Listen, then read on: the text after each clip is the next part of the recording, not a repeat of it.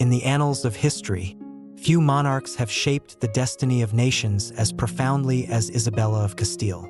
Born on April 22, 1451, in the modest town of Madrigal de los Altos Torres, Isabella's life was not destined to be ordinary. Yet, no one could have foreseen the extraordinary path she would carve through a realm torn by conflict, intrigue, and ambition.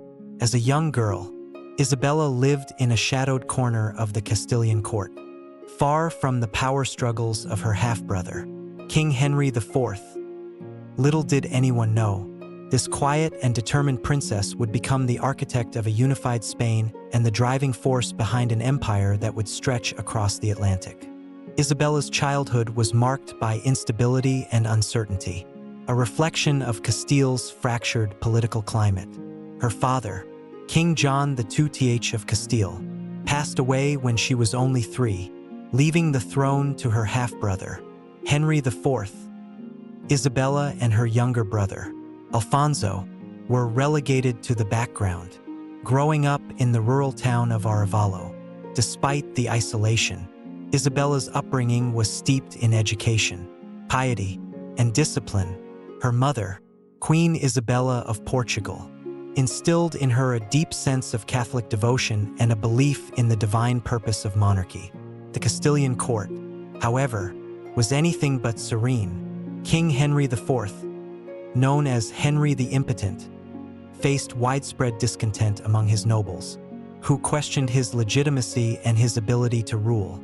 The birth of his daughter, Joanna, only intensified the intrigue, as rumors swirled that the child was not his but the result of an affair between Queen Joan and a court favorite.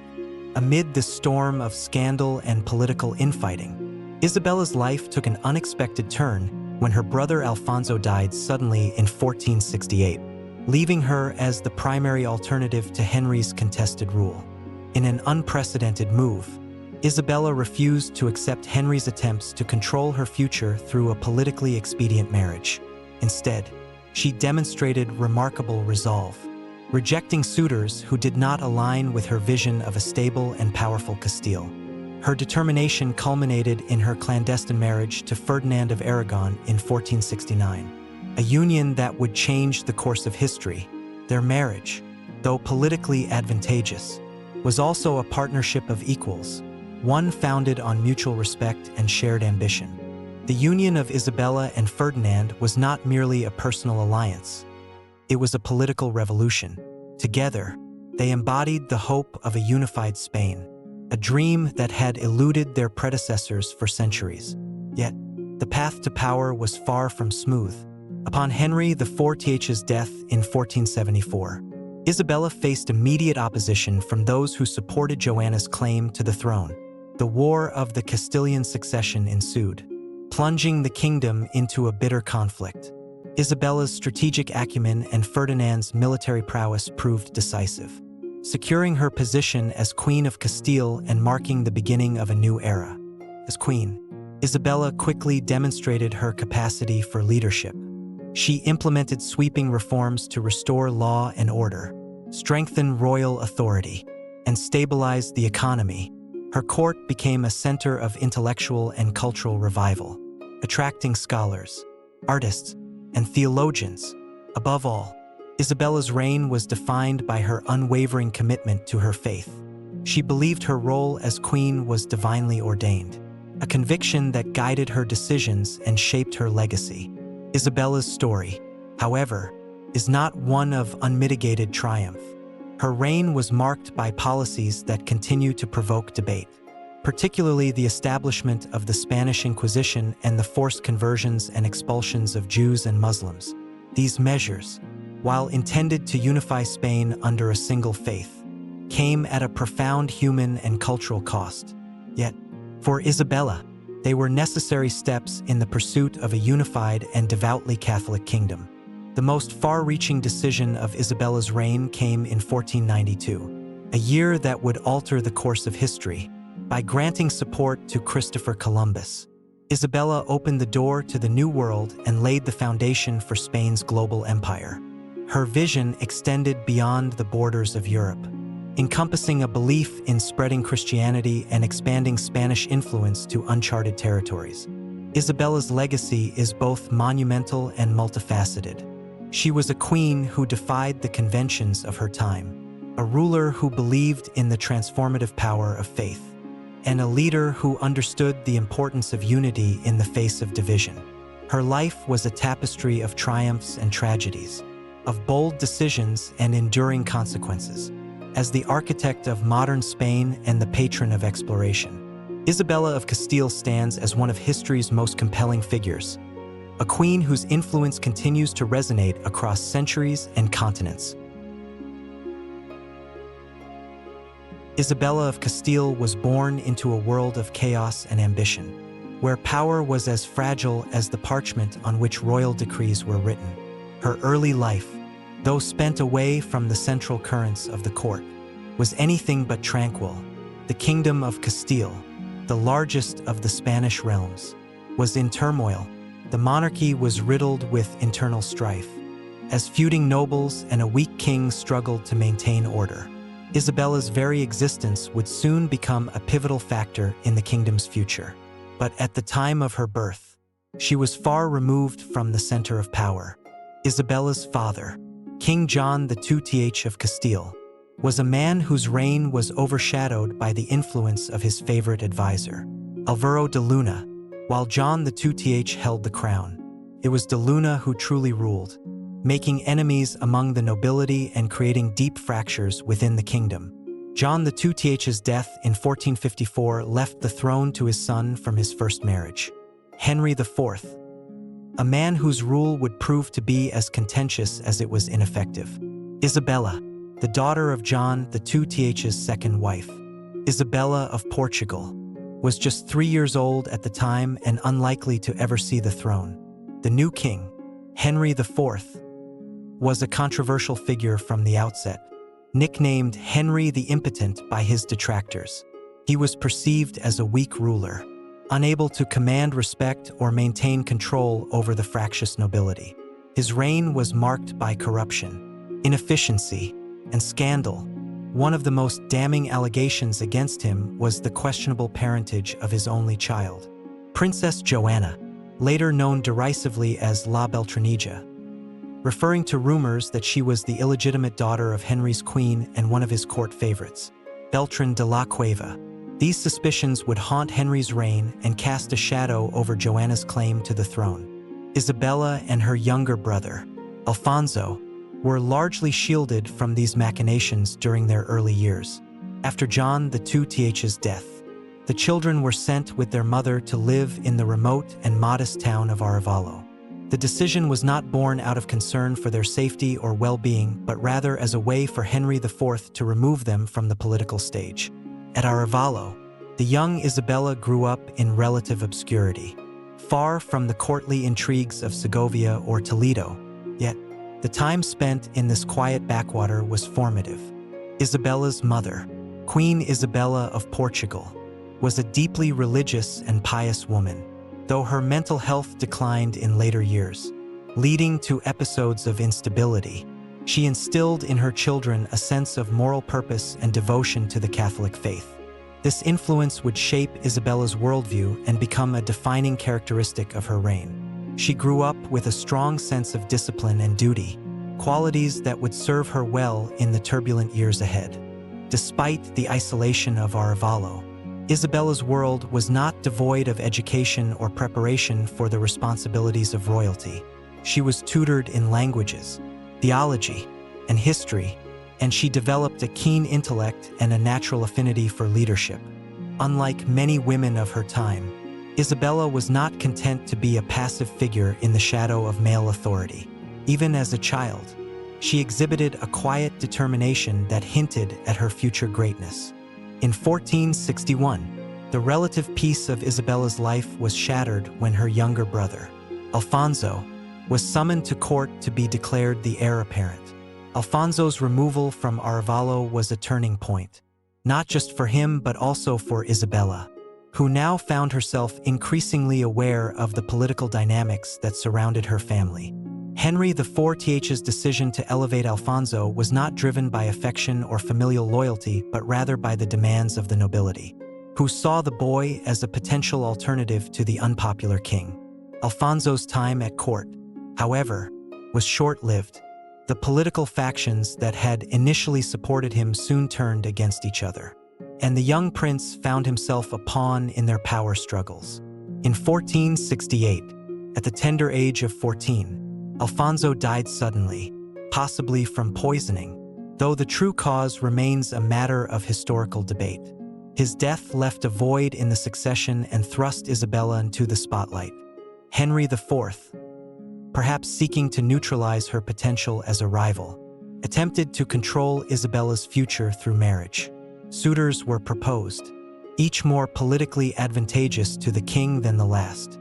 Among them were Alfonso V of Portugal, a match that would have solidified an alliance with Castile's western neighbor, and Pedro Giron, the powerful but aging master of the Order of Calatrava.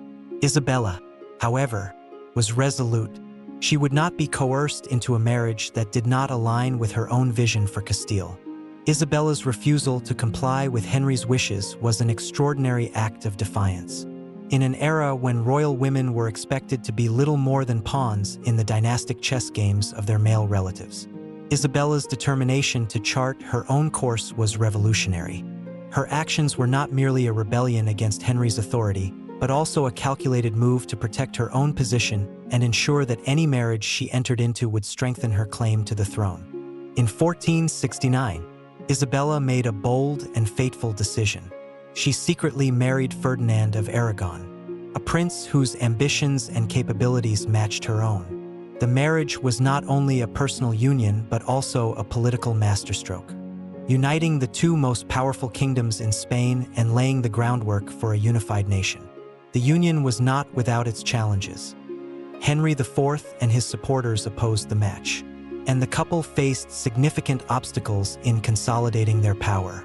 Yet, Isabella and Ferdinand's partnership would prove to be one of the most consequential in European history. Isabella's journey from a secluded childhood in Arevalo to the heights of power was far from over. Her marriage to Ferdinand marked the beginning of a new chapter, one that would see her rise to the throne of Castile and embark on a reign that would redefine the destiny of Spain. But before she could claim her place in history, Isabella would have to navigate the treacherous waters of succession disputes, civil war, and political intrigue. It was a path fraught with danger and uncertainty. But Isabella was no ordinary woman. She was a queen in the making, and her story was only just beginning. The year 1469 was a turning point in the life of Isabella of Castile and in the history of Spain. In a world where alliances were forged through marriage, Isabella's union with Ferdinand of Aragon was a calculated move, one that would alter the trajectory of two powerful kingdoms. But the road to their marriage was anything but smooth, marked by secrecy, political defiance, and the looming threat of civil war. Despite the obstacles, Isabella and Ferdinand's partnership would become one of the most successful and influential in history, laying the foundation for the unification of Spain. By the mid-1460s, Castile was a kingdom on the brink of collapse. King Henry IV's weak leadership had allowed factionalism to fester, with powerful noble families vying for control. In this fractured environment, Isabella emerged as a beacon of hope for those who sought stability and reform. Her determination to govern Castile on her own terms was evident in her choice of Ferdinand as her husband. Unlike the suitors proposed by Henry IV, Ferdinand was not a passive figurehead or a pliable ally. He was a dynamic and ambitious leader, the heir to the throne of Aragon, and a man with a vision that complemented Isabella's own. Their marriage, however, was not a foregone conclusion. Henry IV opposed the match, fearing that a union between Castile and Aragon would upset the delicate balance of power in Iberia. To complicate matters further, Ferdinand's father, King John II of Aragon, was embroiled in his own struggles to maintain control over his realm. Despite these challenges, Isabella and Ferdinand pursued their union with determination and cunning. The negotiations for their marriage were conducted in secret, with Isabella's supporters working tirelessly to secure the necessary approvals. A dispensation from the Pope was required, as Isabella and Ferdinand were distant cousins. The papal document, which eventually sanctioned their union, was later revealed to have been forged, an audacious move that demonstrated the lengths to which their allies were willing to go to make the marriage a reality.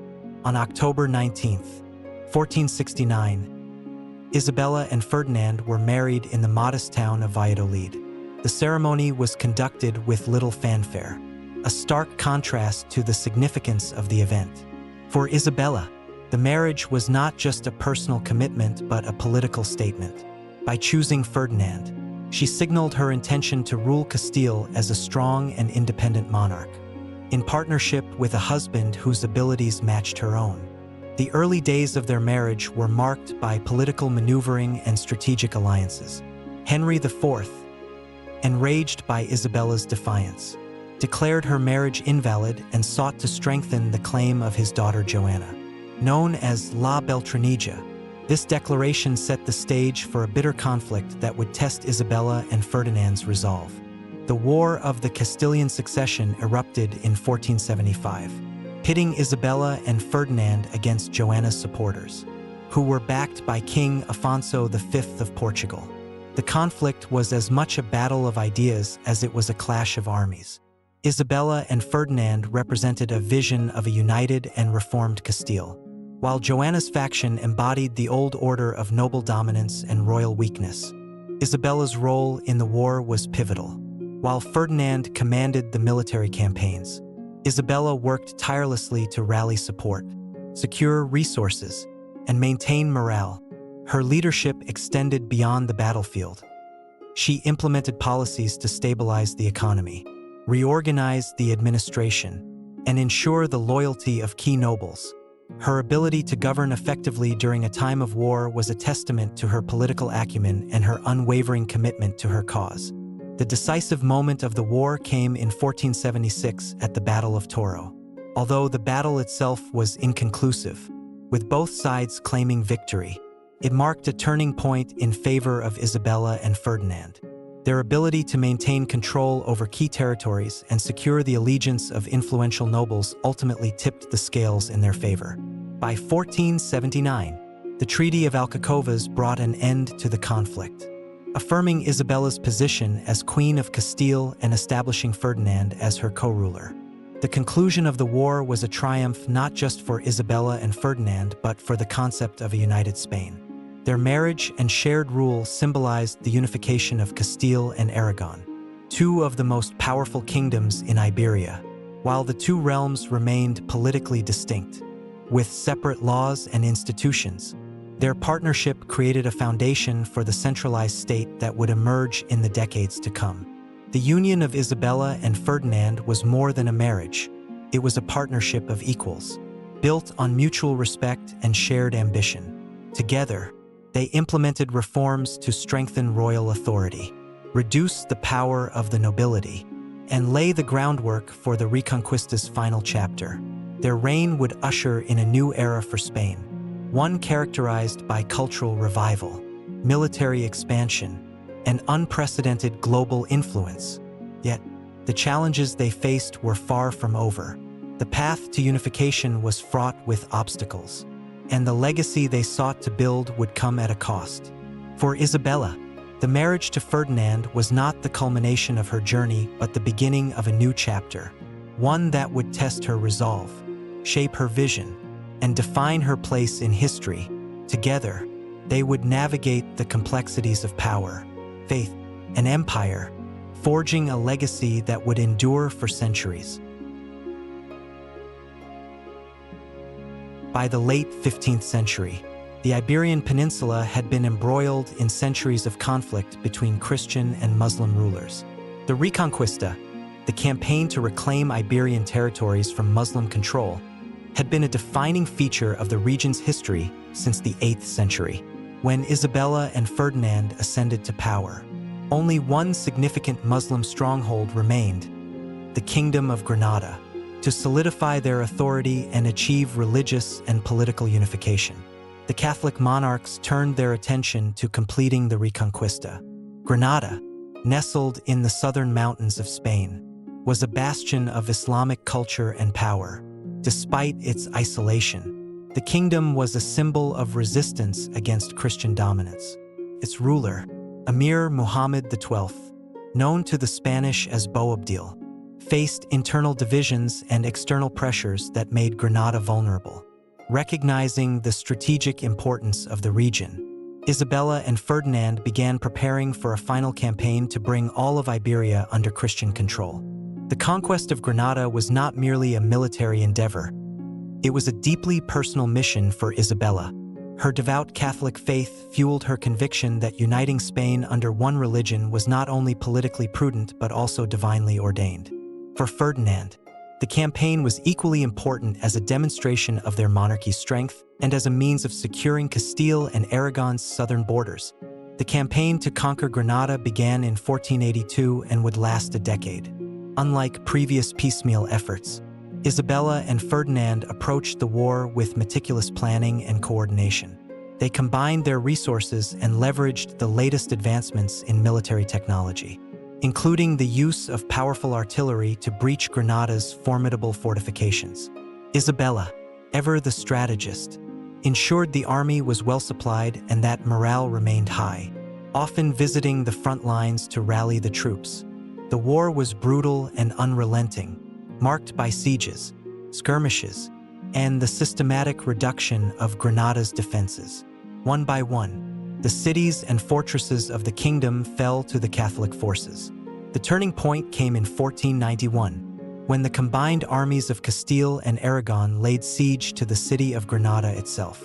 The siege was a monumental effort, involving tens of thousands of soldiers and the construction of a massive encampment known as Santa Fe, built as a symbol of the monarch's determination to see the campaign through to its conclusion.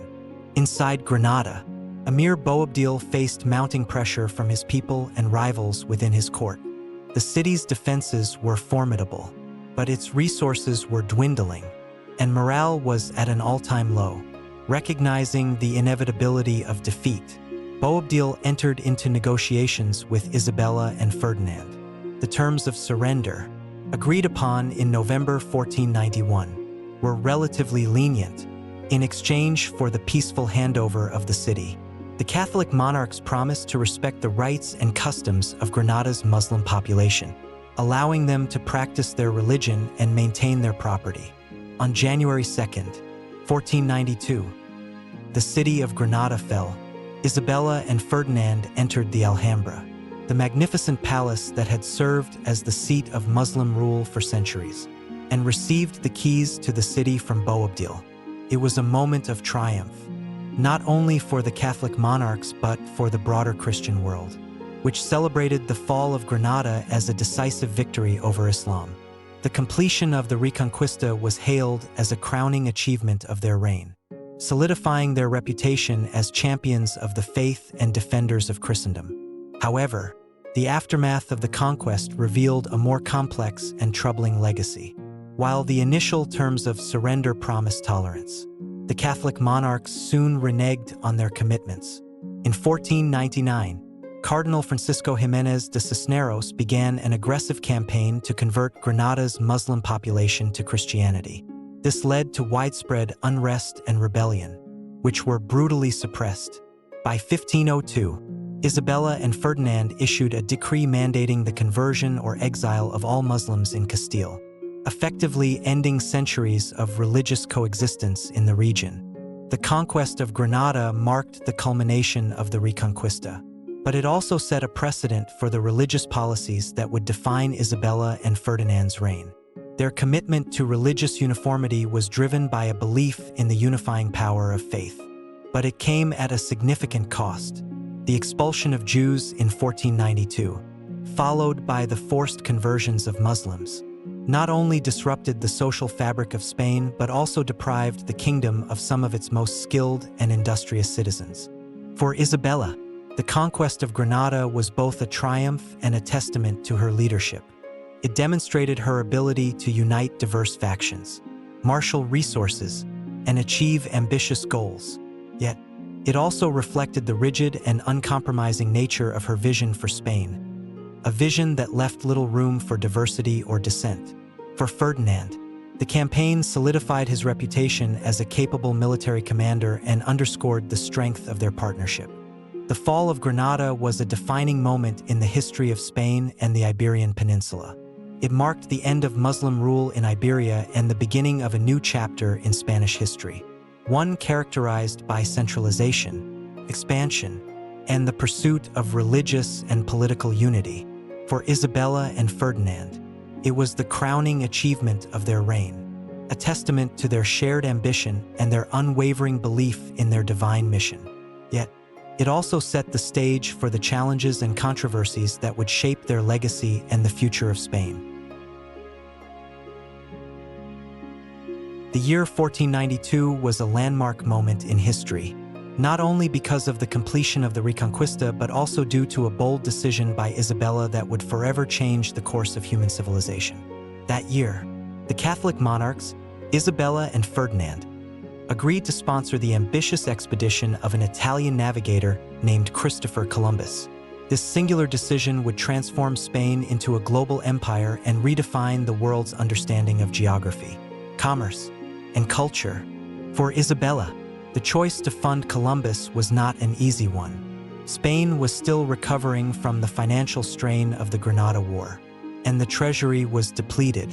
The idea of sponsoring a voyage into uncharted waters, based on the uncertain promise of reaching Asia by sailing west, seemed risky at best and foolhardy at worst. Columbus, an enigmatic figure with grandiose visions, had already been rejected by the courts of Portugal, England, and France. Yet, his persistence brought him to the Spanish court, where he found a sympathetic ear in Isabella. Columbus's pitch was revolutionary. By sailing westward, he claimed he could reach the lucrative markets of the East, particularly the spice-rich lands of India and China, more quickly and safely than by traveling overland or around Africa. For Isabella, the potential rewards were enticing. Spain, having emerged from the Reconquista, was eager to expand its influence and compete with Portugal, which dominated the profitable sea routes around Africa to Asia.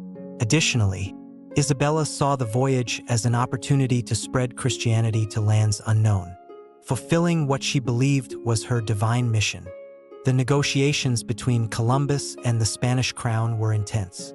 Columbus demanded high rewards, including the titles of Admiral of the Ocean Sea, Viceroy, and Governor of any lands he discovered, as well as a significant share of the profits.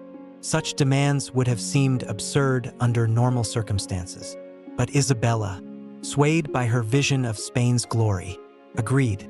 The contract, known as the Capitulations of Santa Fe, was signed in April 1492, granting Columbus the resources he needed for his expedition. On August 3, 1492, Columbus set sail from the port of Palos de la Frontera with 3 ships, the Santa Maria, the Pinta, and the Nina. His voyage was fraught with challenges. The crew, fearful of the unknown, grew restless and mutinous as the weeks dragged on without sight of land. Yet, on October 12, 1492, their perseverance paid off when they sighted an island in the Bahamas, which Columbus named San Salvador. Believing he had reached the outskirts of Asia, Columbus was unaware that he had stumbled upon a continent unknown to Europe, the Americas. When Columbus returned to Spain in 1493, he was greeted as a hero. His discovery was celebrated as a monumental achievement, and the promise of untold riches and new lands ignited a wave of excitement across the kingdom. Isabella and Ferdinand were quick to capitalize on the opportunity, securing a papal bull from Pope Alexander VI that granted Spain exclusive rights to explore and colonize the newly discovered territories. This agreement, later formalized in the Treaty of Tordesillas, 1494, divided the New World between Spain and Portugal along a demarcation line, giving Spain control of most of the Americas. For Isabella, Columbus's voyage was more than just a geopolitical triumph. It was a spiritual mission. She saw the New World as a land ripe for conversion to Christianity. a divine mandate that she took to heart. Missionaries accompanied subsequent expeditions, working to convert the indigenous peoples to the Catholic faith. However, this mission was not without its darker side. The colonization of the Americas brought devastating consequences for the native populations, including enslavement, forced labor, and the spread of European diseases that decimated entire communities. As the discoveries unfolded, Isabella remained deeply involved in overseeing the administration of Spain's new territories. She took a personal interest in ensuring that the indigenous peoples were treated with some measure of justice, issuing laws to protect them from abuse and exploitation. However, these efforts often fell short, as the lure of wealth and power led many Spanish settlers to disregard royal directives. The encomienda system, which granted Spanish colonists control over native labor and resources, became a source of widespread suffering and exploitation. Despite these challenges, the discovery of the Americas solidified Isabella's legacy as one of history's most influential monarchs. Her decision to fund Columbus's voyage not only reshaped Spain's destiny, but also set the stage for the Age of Exploration, a period of unprecedented global interaction and exchange.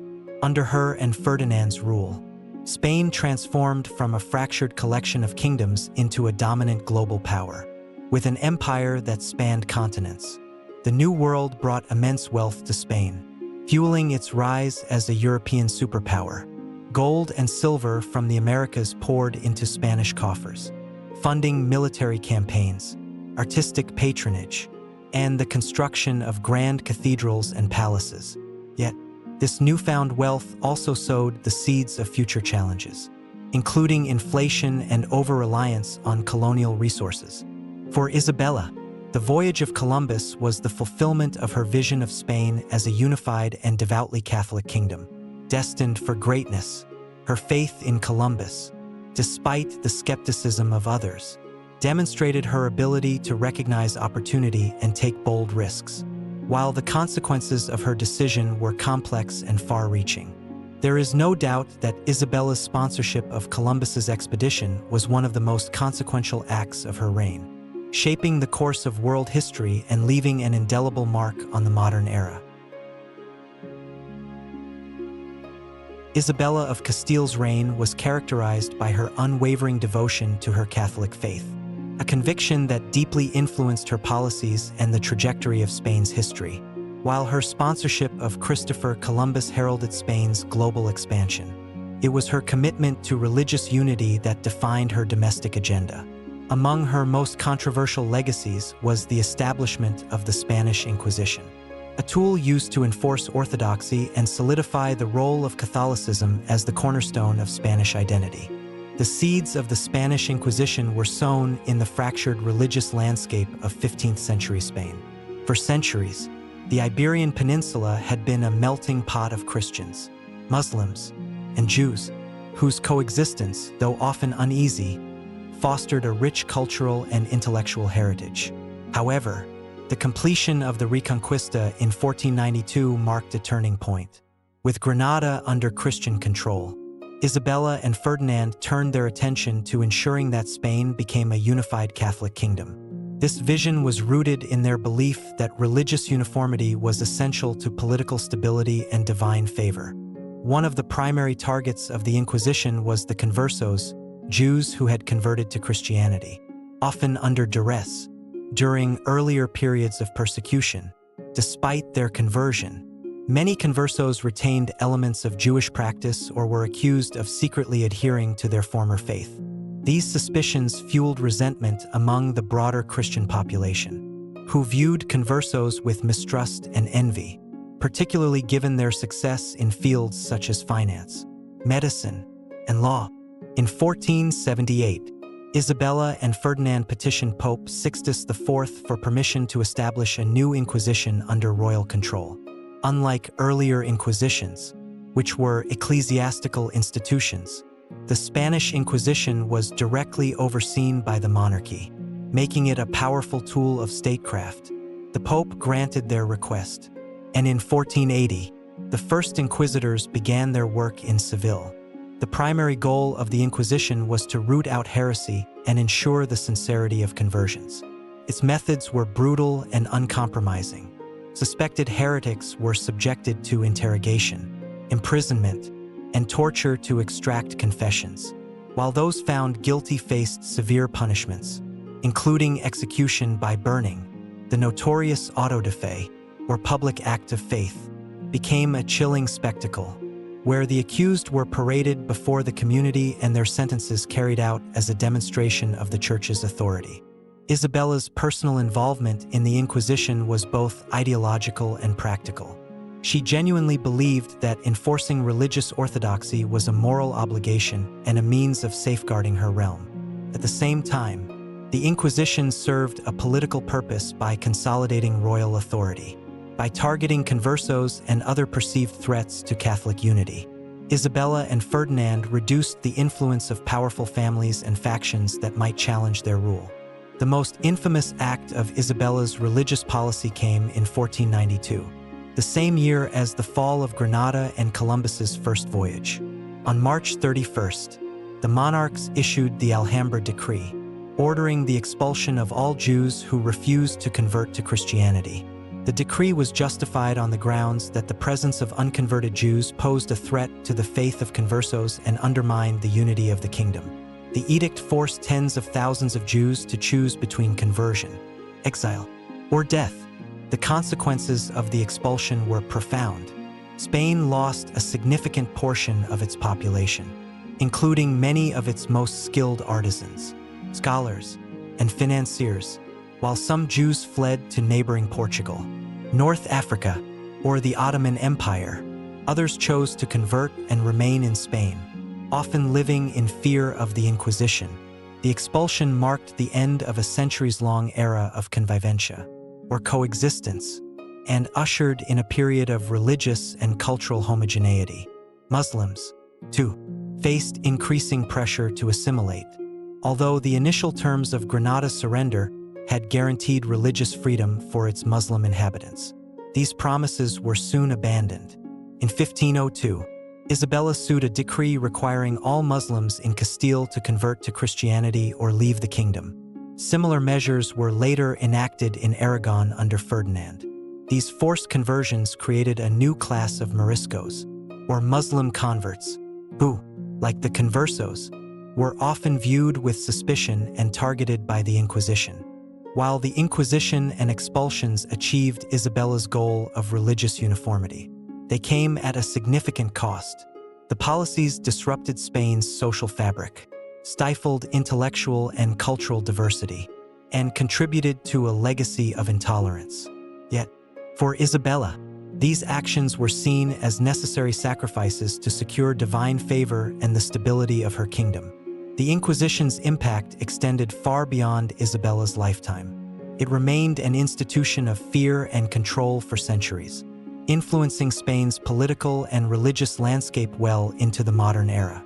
Despite its notoriety, the Inquisition was also a reflection of the broader tensions and anxieties of the time, as Europe grappled with questions of faith, identity, and authority in the wake of the Reformation and the Age of Exploration. For Isabella, the Inquisition was a manifestation of her deepest convictions, a belief in the transformative power of faith and the necessity of unity.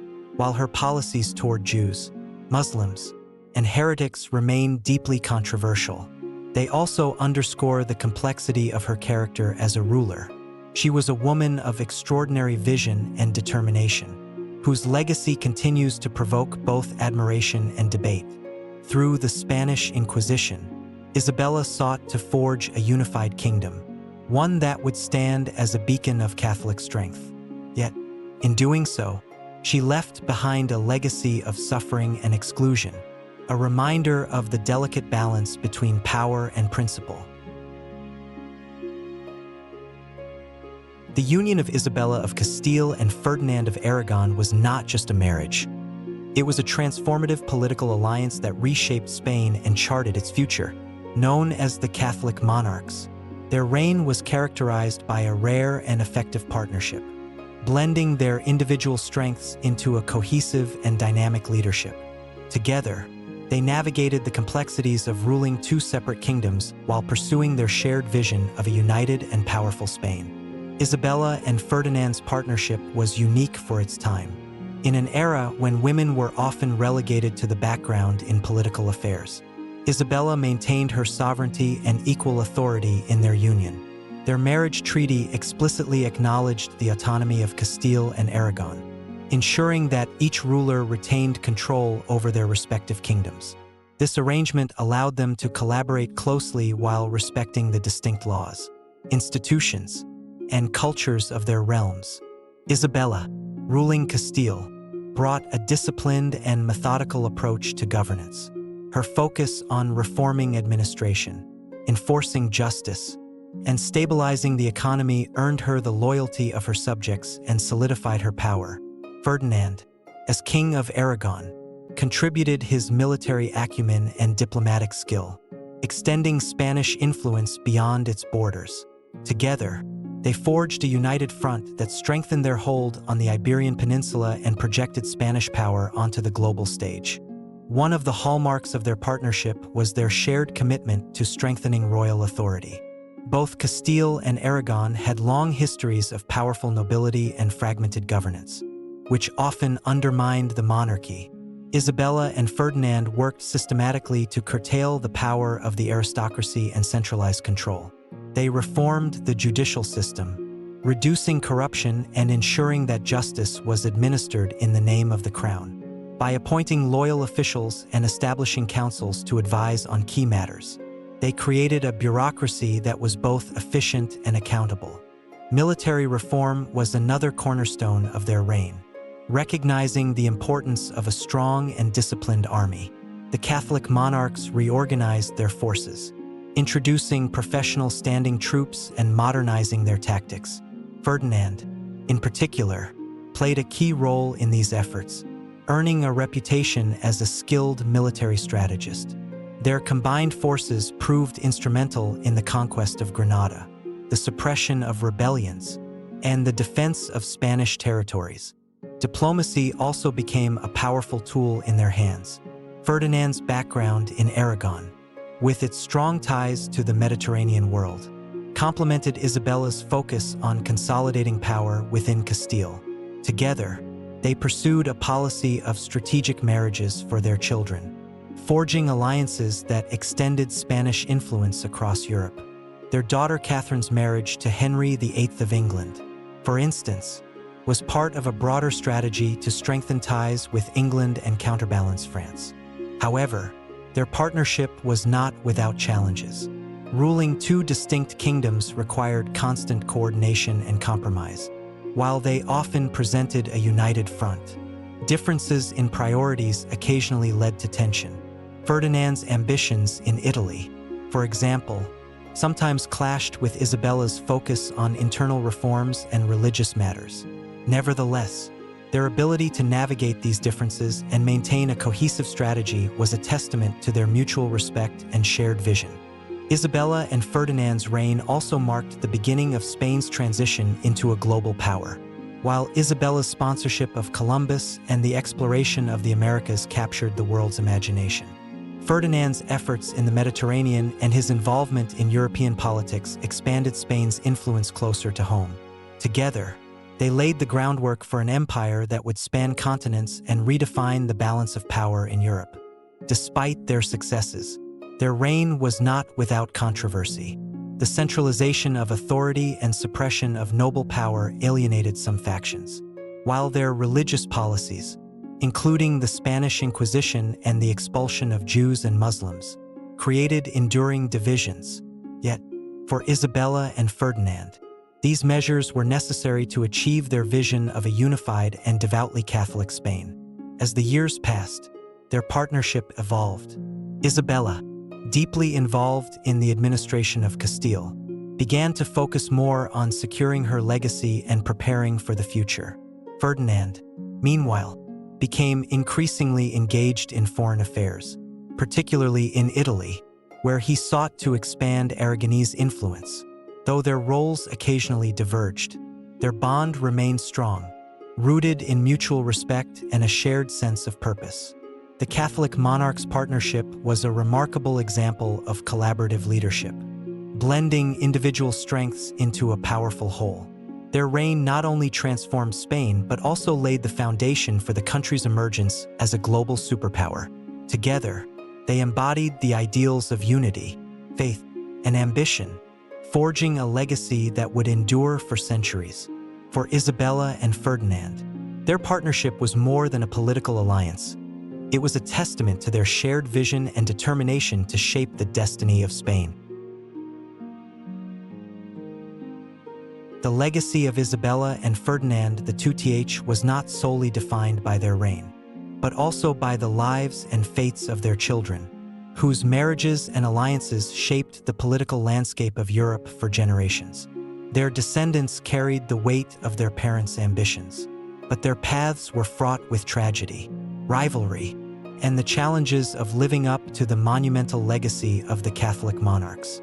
Isabella and Ferdinand had 5 surviving children: Isabella of Aragon, John, Prince of Asturias, Joanna of Castile, later known as Joanna the Mad, Maria of Aragon, and Catherine of Aragon. Each child's life was carefully orchestrated to serve the dynastic and political goals of their parents, forging alliances that expanded Spanish influence across Europe.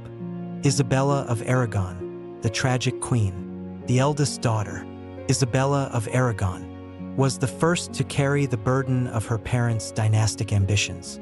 She was married to Afonso, the heir to the Portuguese throne, in a union designed to strengthen ties between Castile and Portugal. However, tragedy struck when Afonso died in a horse-riding accident shortly after their marriage. The young widow returned to Spain, only to be sent back to Portugal to marry King Manuel I, Afonso's successor. This second marriage seemed promising, but Isabella died in childbirth in 1498, leaving behind a son, Miguel de Paz, who briefly became the heir to both Spain and Portugal. Miguel's untimely death as a child dashed any hopes of uniting the 2 kingdoms under one crown. John, Prince of Asturias, the hope of the Catholic monarchs. John, the only son of Isabella and Ferdinand, was seen as the great hope for their dynastic legacy. As the heir to both Castile and Aragon, his future was vital to the unification and continuation of their work. In 1497, he married Margaret of Austria, a match that strengthened Spain's ties to the powerful Habsburg dynasty. Tragically, John's health was fragile, and he died of a fever later that year, leaving his parents devastated. His death created a succession crisis that would shift the focus to his sisters and their offspring. Joanna of Castile, the weight of madness and power. With John's death, the mantle of inheritance fell to Joanna, the second daughter. In 1496, Joanna married Philip the Handsome, Archduke of Austria and son of Emperor Maximilian I. This marriage aligned Spain with the Habsburgs, one of Europe's most influential families. However, Joanna's life was marked by immense personal and political turmoil. Joanna's marriage to Philip was both passionate and tumultuous. Philip's infidelities and political ambitions strained their relationship, and Joanna's emotional instability, possibly exacerbated by her husband's behavior and political intrigues, led to her being labeled Joanna the Mad, despite her mental health struggles. Joanna gave birth to 6 children, including Charles, who would later become Charles V, Holy Roman Emperor, and one of the most powerful rulers in European history. After Isabella's death in 1504, Joanna inherited the throne of Castile. However, her father Ferdinand and her husband Philip vied for control, marginalizing Joanna and exploiting her perceived madness.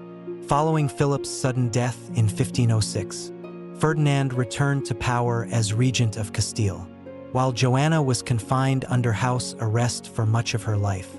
Her tragic story remains one of the most poignant and controversial chapters in the legacy of the Catholic monarchs. Maria of Aragon, the dutiful queen. Maria of Aragon, the 4th child, also married into the Portuguese royal family, becoming the second wife of King Manuel I after the death of her sister Isabella. Maria's role was to solidify the alliance between Spain and Portugal, and she fulfilled this duty with quiet dignity. She bore Manuel several children, including future Portuguese monarchs. While Maria lived a relatively stable life compared to her siblings, her descendants would play critical roles in the politics of Iberia and Europe. Catherine of Aragon, the Queen of England, the youngest daughter, Catherine of Aragon, is perhaps the most well-known of Isabella and Ferdinand's children, particularly to English-speaking audiences. In 1501, Catherine married Arthur, Prince of Wales, the eldest son of King Henry VII of England. This marriage was intended to secure an alliance between Spain and England. However, Arthur's untimely death shortly after their wedding left Catherine in a precarious position. Years later, Catherine married Arthur's younger brother, Henry VIII. Becoming Queen of England, her marriage to Henry initially seemed successful, but their union would end in one of history's most infamous divorces. Henry's desire for an annulment, driven by his lack of a male heir and his infatuation with Anne Boleyn, led to England's break from the Catholic Church and the establishment of the Church of England. Catherine's steadfastness in defending her marriage and her daughter, Mary, against Henry's ambitions made her a symbol of resilience and faith, a legacy of ambition and loss. The lives of Isabella and Ferdinand's children reflect the immense pressures of dynastic politics and the personal sacrifices required to fulfill their parents' vision.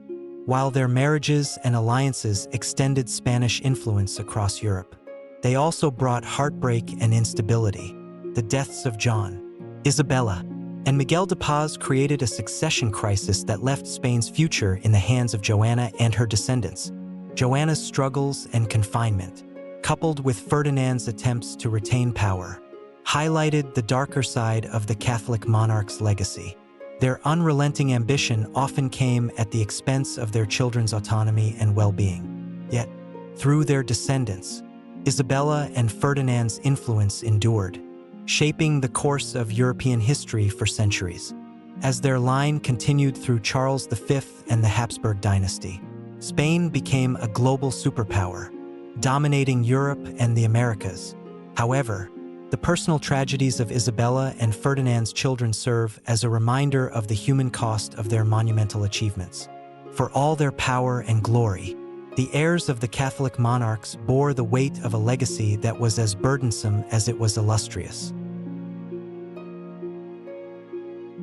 When Isabella of Castile passed away on November 26, 1504, in the city of Medina del Campo, she left behind a kingdom transformed.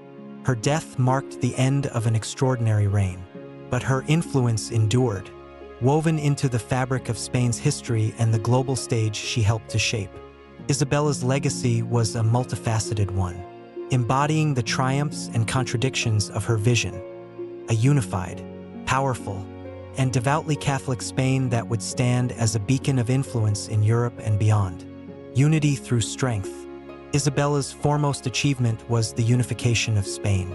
Her marriage to Ferdinand of Aragon forged a political and dynastic bond that laid the foundation for the modern Spanish state. While Castile and Aragon remained distinct entities during her lifetime, Isabella and Ferdinand's coordinated policies and shared governance created a sense of cohesion that had eluded previous rulers.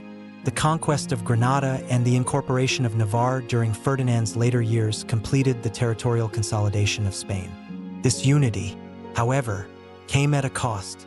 Isabella's pursuit of religious uniformity, achieved through the Spanish Inquisition and the forced conversions or expulsions of Jews and Muslims, alienated segments of her population and disrupted centuries of cultural coexistence.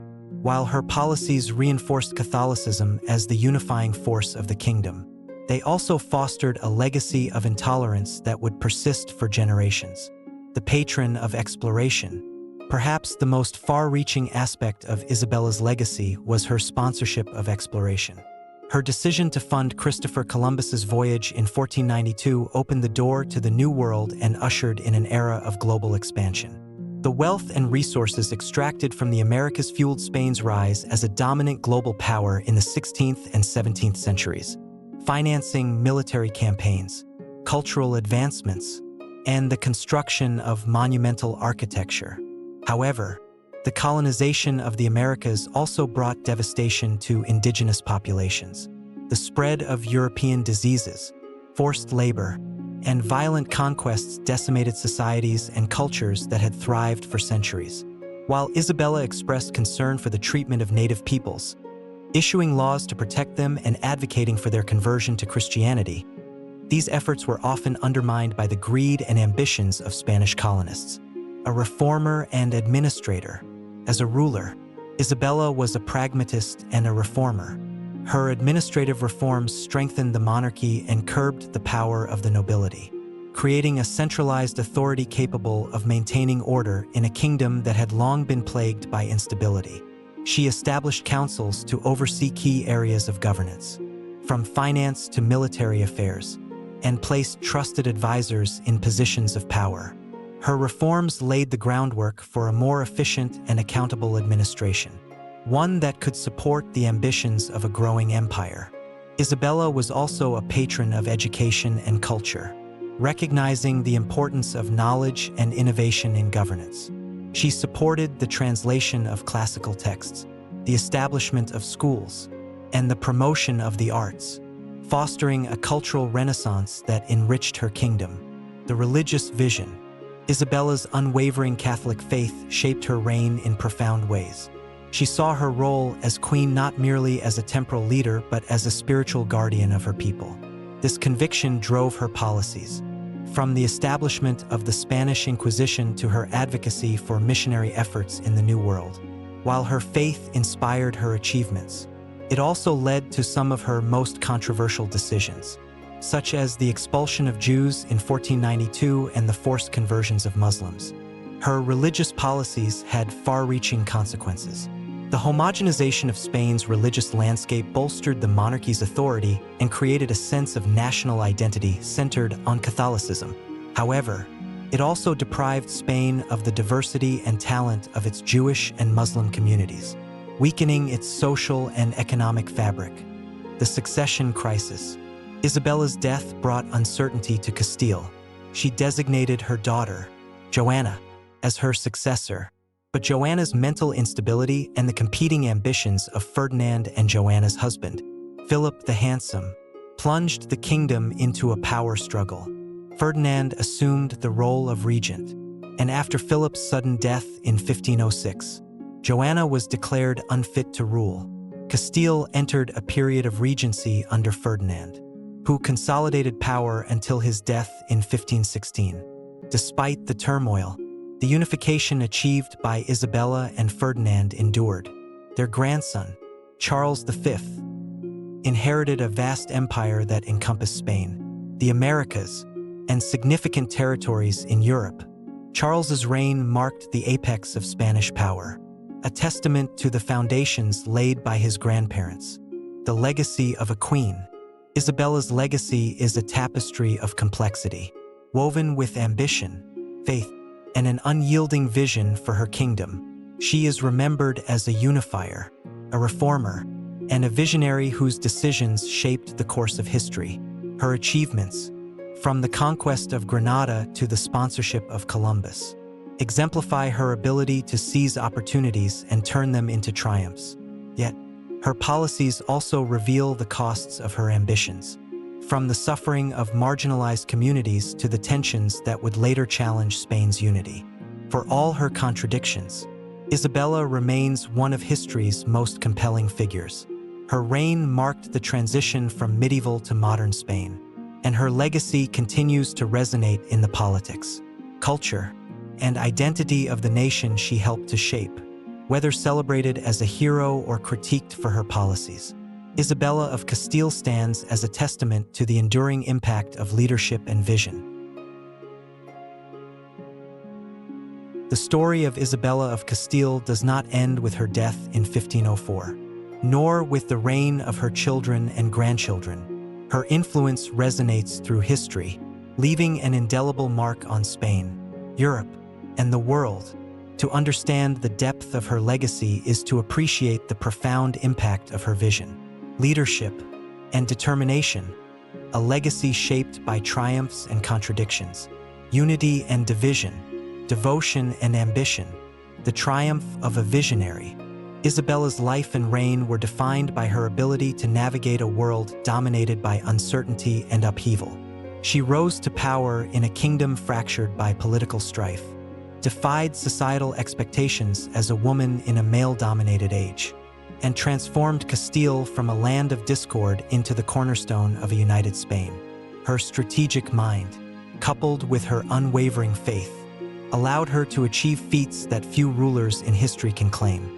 Through her partnership with Ferdinand, Isabella forged a monarchy that balanced two powerful kingdoms, creating the framework for a centralized Spanish state.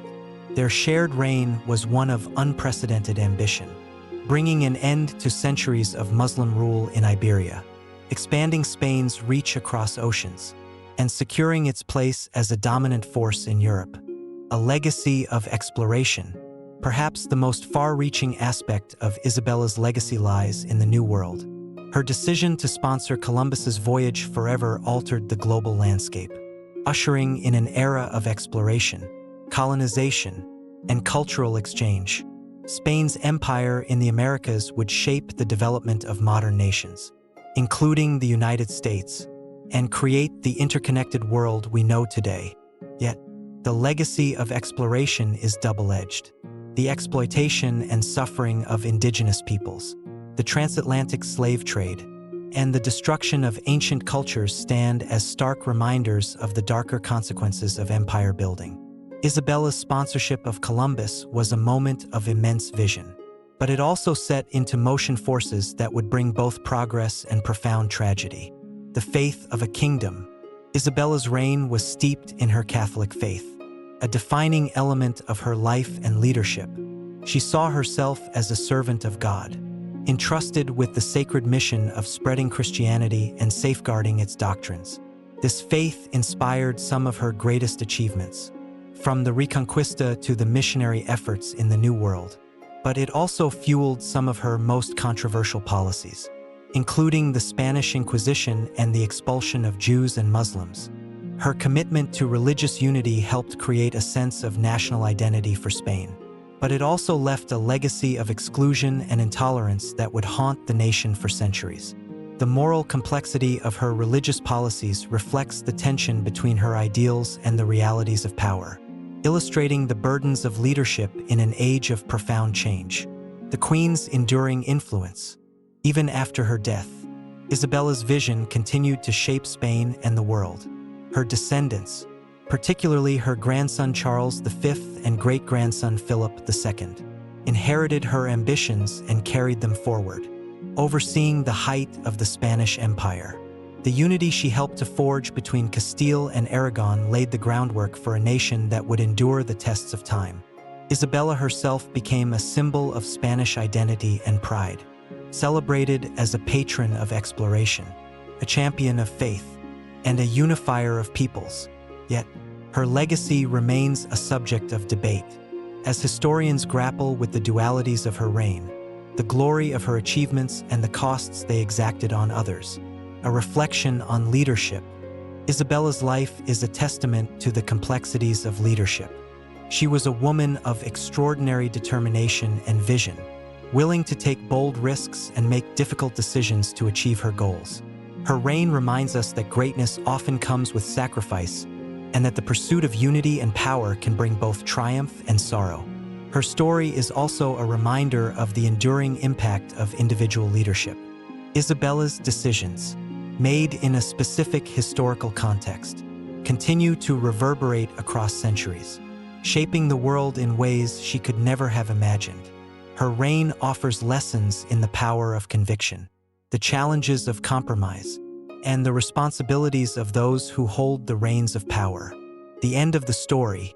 As the curtain falls on the life of Isabella of Castile, we are left with a portrait of a queen who was as complex as the age she lived in. She was a unifier and a reformer, a visionary and a pragmatist, a woman whose faith and ambition propelled her to greatness. Her reign was a pivotal moment in history, a bridge between the medieval and modern worlds, and her legacy continues to inspire, provoke, and fascinate. Isabella's life was not merely a chapter in Spain's history. It was the foundation upon which an empire was built and a world was reshaped. Her story, like the nation she forged, endures as a testament to the power of vision and the complexities of human ambition. For Isabella, Queen of Castile and architect of Spain's future, history will forever remember her as a queen for the ages.